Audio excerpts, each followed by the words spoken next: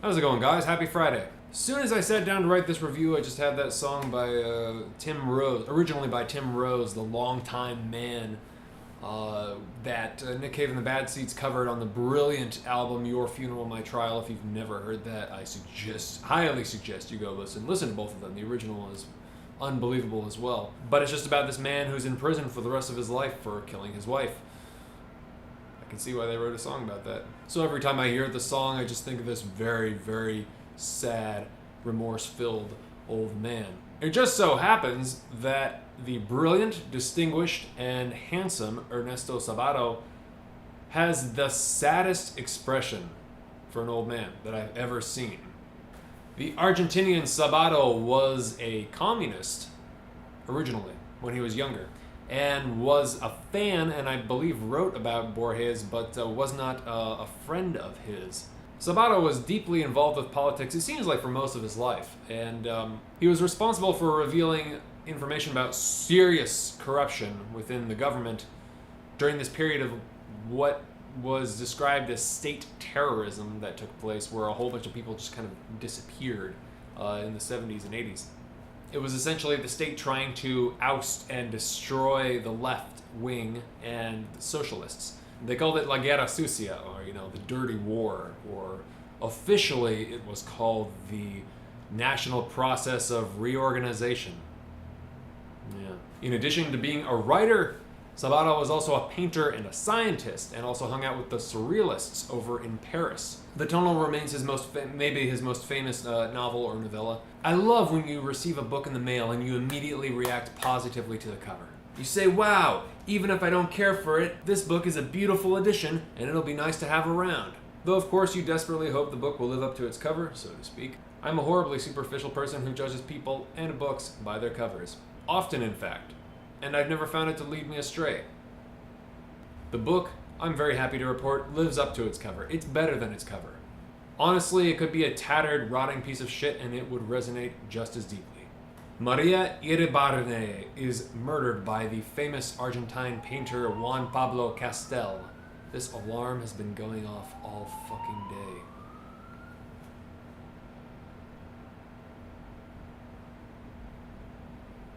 Maria Iribarne, I hope I'm pronouncing that right, is murdered by the famous Argentine painter Juan Pablo Castel. And indeed, he is our longtime man, narrating the story in the first person from prison in the very beginning of the book after he has murdered her. So we know immediately what has happened, right? And he's trying to do this in as straightforward a manner as he possibly can, or so he claims. This is his confession. Yes, of course, it's a cliche, the tale of the jealous lover murdering the only woman he loves. And I love cliches because so often they're true. And when people use cliches as devices in a narrative, they're often originally developed, thereby building on the truth, illuminating new dark areas of the mind, as only that author can do, and allowing us to see something we recognize and can relate with, but slightly different. And usually when a book comes to me after this many walls, just slightly different enough to be staggeringly profound. It allows us to discover nuances previously unrecognized within our own character and our own neuroses, causing us to realize that we too had been fooling ourselves in certain areas, time and time again. Our painter is a pessimist, a misanthrope, definitely in the Thomas Bernhard loser tradition, or Dostoevsky's man from Notes from Underground, an emotionally fragile, supremely neurotic man, who is successful in his artistic endeavors maybe because of his sensitivity, which has left him jealous and critical and spiteful, like many of us, gazing on most of the human race with scorn and believing that to love somebody is to blind oneself, believing that real life is this cold, dark, hideous existence. So Castel meets Maria in this gallery where he is showing a painting and it's hanging on the wall and people are complimenting it, much to his chagrin. And then he notices her staring at a woman in the painting that he painted, who's gazing out this window. It's this depiction, this ultimate depiction of loneliness for him and isolation emotionally from the rest of the world. And she is the only one who is actually kind of like tuned in to this part of the painting. Now, everybody else isn't really paying attention. They're just like, oh, it's great. Something in her manner and her deliberate attention to this specific piece catches Castell's attention. And of course, this quickly grows into an obsession because he begins to think that she is the only one who is actually seeing what he is seeing, right? That part of the painting, that's the most important part for him. It's a sign, he thinks, that he's found someone finally who feels the way that he feels. And he must have her at any cost because he believes he's finally found the one person who will understand him. So he believes. The following first meeting, so to speak, the unbelievably awkward stop-start of two adults, one of which is infatuated with the other, is one of the greatest depictions of uncomfortable, self-conscious displays of affection I've ever read. And while we know from the beginning where the story is going to end up in tragedy and violence, it doesn't really spoil it. Because so much of the story is insightful, and I'm not going to say, is true, but certainly much of it feels true. I was so overcome with emotion that all I could manage was a second blundering question. I asked abruptly, "Why are you blushing?" She blushed even more and was opening her mouth to reply when I blurted out, now completely out of control, "You're blushing because you recognize me, and you think this meeting is a coincidence. But it isn't. There are no coincidences. I've been thinking about you for months. Today I saw you on the street and I followed you. I have something important to ask you, something about the small window. Do you understand?" She looked frightened. I wonder why. "The small window?" she stammered. "What small window?" I felt my knees buckle beneath me. Was it possible she did not remember? Then the window had not been of the slightest importance to her. She had felt nothing more than casual curiosity. I felt grotesque. My head was whirling. Everything I had thought and planned during all those months, including the present moment, was ridiculous beyond belief. Another of my typical imaginings, as preposterous as the recreation of a dinosaur starting from a single broken vertebra. The girl was near tears. I felt my world collapsing about me. With no shred of calm or hope to cling to, I found myself saying something that now I am embarrassed even to write. "I see that I have been mistaken. Good afternoon." The hurricane of inner self-turmoil and self-criticism and insecurity, it's magnificently displayed in like 150 pages. It's perfect.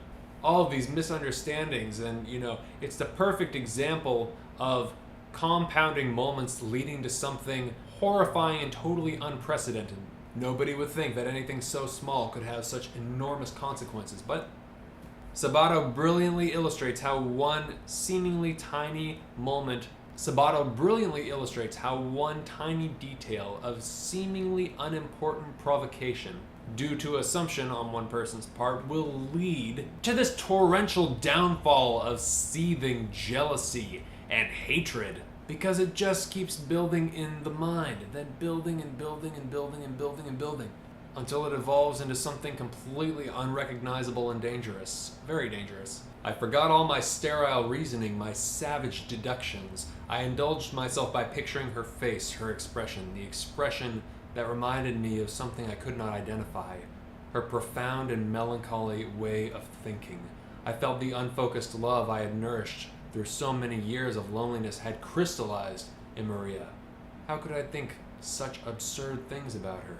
This simultaneous elevation of the one you desire on a pedestal, and then this desire to possess them and then to destroy them when you realize that it's impossible to possess anybody. All of that is captured brilliantly in this novel. In spite of the failures and the misery and the loneliness of the character, which is just prominently displayed and all too effective, sometimes his mistakes are so familiar you can't help but sympathize with him and see yourself in his moments of weakness. I returned home with a feeling of absolute loneliness. Usually that feeling of being alone in the world is accompanied by a condescending sense of superiority. I scorn all humankind. People around me seem vile, sordid, stupid, greedy, gross, niggardly. I do not fear solitude. It is almost Olympian. That night, like many other nights, I was alone as a consequence of my own failings, my own depravity. I know that I am necessarily a part of it.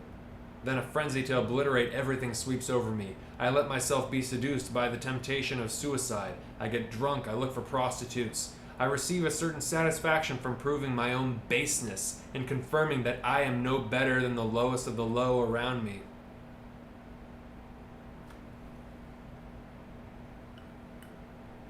Have you ever watched yourself do something while experiencing this sense of cognitive dissonance, simultaneously telling yourself to stop even as you are doing it, and threatening one side of your mind to keep quiet as the other side takes advantage of the opportunity to do something cruel to somebody else? And in a way, now that I think about it, to yourself. Before the words were out of my mouth, I was slightly repentant. Behind the person who wanted the perverse satisfaction of saying them stood a purer and more compassionate person, preparing to take charge the minute the cruelty of that sentence had reached its mark. A person who, in a way, even if slightly, had taken Maria's part even before those stupid and pointless words had been voiced. What, in truth, was to be accomplished by saying them? He's always constantly questioning what why take revenge or why act mean in the first place, even as he's doing it or directly after.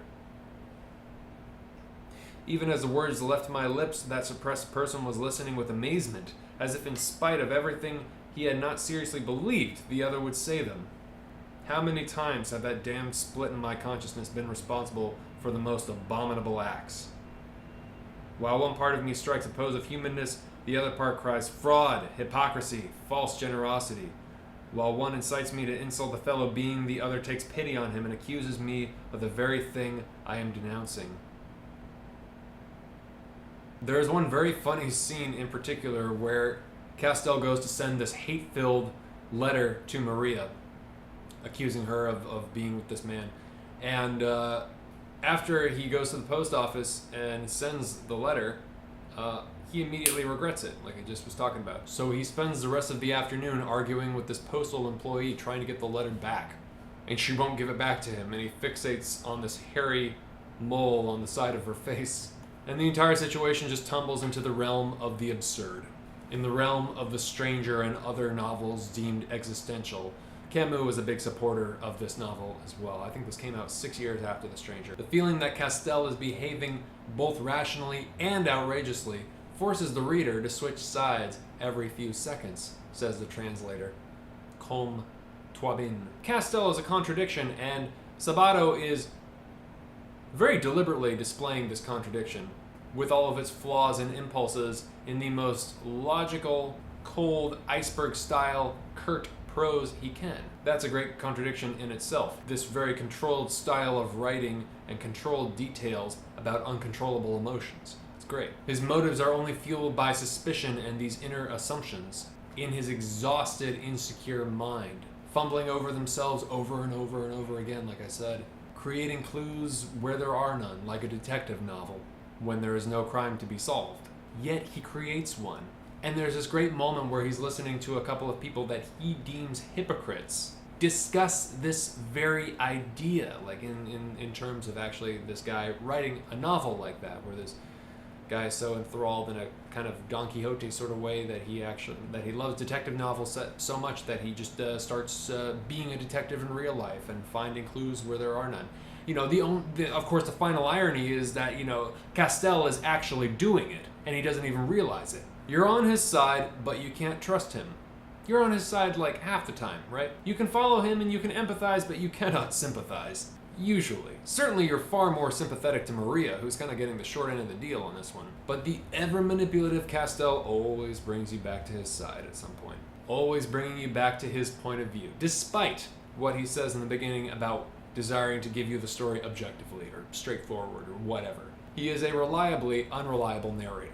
He begins to feel that he is inside a tunnel, a dark tunnel, in a linear direction, traveling, locked away from the outside world, while the beautiful woman, often at the receiving end of his spiteful, jealous malice, visits him intermittently at windows along the dark path. But he can never have her fully because she is living in the real world while he is trapped.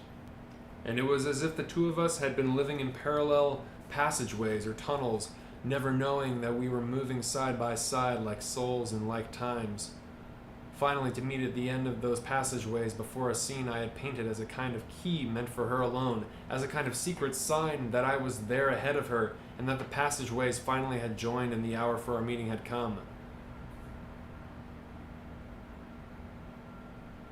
What a stupid illusion that had been. No, the passageways were still parallel, as they had always been, only now the wall separating them was like a glass wall, and I could see Maria, a silent and untouchable figure.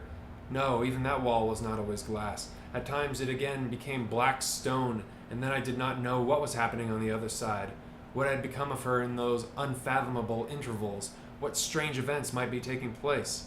I was convinced that during those moments her face changed, that her lips curled with scorn, and she was perhaps laughing with some other men, and that the whole story of the passageways was my own ridiculous invention, and that after all there was only one tunnel, dark and solitary, mine, the tunnel in which I had spent my childhood, my youth, my entire life. It is impossible for Castell to deny the existence of love, simply because love, his love, the wanting of love, or the projection of love, has destroyed his life entirely. Not only his, of course, but the life of his beloved Maria. The old saying is, we always hurt the ones we love, and I certainly hope that isn't always the case. But if there was ever a convincing narrative of how far south things can go in the mind, how the fear of not being able to have someone can lead to the decision of ridding themselves of them entirely, here it is. Of course it's disturbing to relate with a man who has killed the only woman he's ever loved. That's the entire point of the book. That's the ultimate beauty and horrifying thing about literature, of writing, of the novel, of the story. Because the human experience can be communicated. Maybe not entirely, but at least partially and profoundly. As we come full circle, again, I'm struck by the photo on the cover. How appropriate it is because of the dissolution of both of their faces, right? Canceling each other out. Hidden together in the darkness, and then her hand on the back of his head, like a spider, right? Entirely covering his head, entirely in there, entirely controlling it, as she does in the novel. It's a perfect photograph for the story. It's a perfect photograph for the story, and it also suggests the very dark and sultry setting of Buenos Aires in the 1940s, which is the perfect setting for a love affair, a torrid love affair, a tragic love affair, a violent, tragic love affair. No, it's magnificent. This is the place of tango. They actually might be tango dancers, I don't know. But, yeah, gorgeous. Comparisons to The Stranger are inevitable, of course, because of, maybe the protagonists are similar, but he's not quite as aloof as Meursault, the French existential archetype. Also because of the book's length. I mean, it's like razor thin. Very fast read, but maybe not so easy, which is great. This was the first of Ernesto Sabato's that I had ever read, and to whomever actually recommended it to me on the channel first, a deep thank you. I really enjoyed it. Thank you very much, sincerely. Ernesto Sabato died 2 months before his 100th birthday. Yeah. Well, I hope you guys are doing well and that you are enjoying the slightly cooler weather. Lots of other great dark material coming up this month. Hope you guys will stay tuned. Take care of yourselves. Always remember that life is far too short to read bullshit. And I'll talk to you later. Ciao.